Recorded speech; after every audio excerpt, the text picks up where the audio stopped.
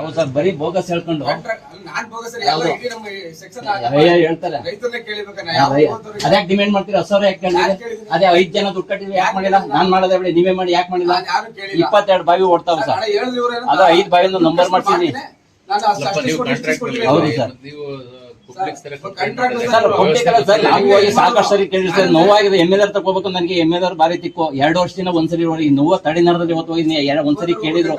ನಾನು ಯಾವತ್ತು ಒಂದಿನ ಹೋಗಿಲ್ಲ ಅವ್ರ ಹತ್ರಕ್ಕೆ ಕಂಪ್ಲೇಂಟ್ ತಗೊಂಡು. ಇವತ್ತೇ ಕೇಳಿ ಅವ್ರ ಎಮ್ಮೆದಾರ ನಾನು ಎಷ್ಟು ತಿಕ್ಕು ಅಂದ್ರೆ ಅವ್ರು ಒಂದಿನ ಕಂಪ್ಲೇಂಟ್ ತಗೊಂಡೋಗಿಲ್ಲ. 2 ನಾವು ಅಷ್ಟು ತಿಕ್ಕಾಗಿರುವೆ ಇಲ್ಲ ಇಲ್ಲಿ ವಿಚಾರಲ್ಲಿ ತಗೊಂಡೋಗ್ಬೋದು ಅಂತ.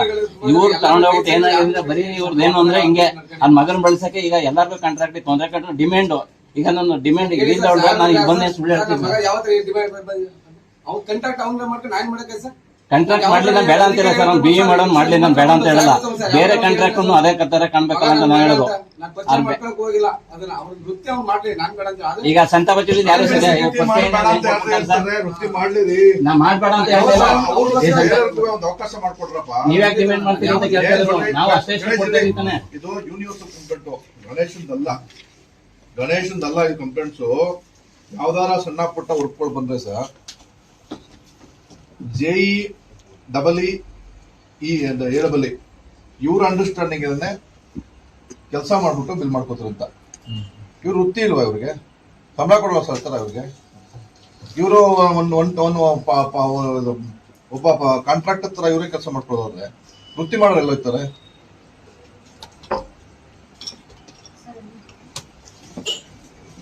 ಅದಕ್ಕೆ ಬೇಕಾದ್ರೆ ನಾನು ಒಂದು 3-4 ಇನ್ಸಿಡೆಂಟ್ ನಾನು ಎಕ್ಸಾಂಪಲ್ ಕೊಡ್ತಾ ಕಷ್ಟ ರೈತನ ಒಂದು ಅರ್ಧ ಮಕ್ಕಳು ಟೈಮ್ ಕೊಡಿ. ಅಲ್ಲ ಬಿಟ್ಬಿಡಿ, ಕಾಂಟ್ರಾಕ್ಟ್ ಬಿಟ್ಬಿಡಿ. ರೈತರು 2-3 ಲಕ್ಷ ಕೊಟ್ಬಿಟ್ಟು ಒಂದು ಕೆಲಸ ಮಾಡಿಸ್ಕೊಂಡವ್ರೆ. ನಾನು ಎಲ್ಲಾನು ಹೇಳಲೇಬೇಕು, ನನ್ನ ತಾಲೂಕು ಸಮಸ್ಯೆ ಎಲ್ಲಾನು ಹೇಳಲೇಬೇಕು. ನಾನು ಎಲ್ಲಾನು ಹಂಗೆ ಹೇಳಿ. ಹೌದು, ಎಲ್ಲಾನು ಹಂಗೆ ಹೇಳ್ತಾರೆ ಬಿಡಲ್ಲ. ಯಾವುದು ಆ ಥರದ್ದು ಮಾಡಿಲ್ಲ.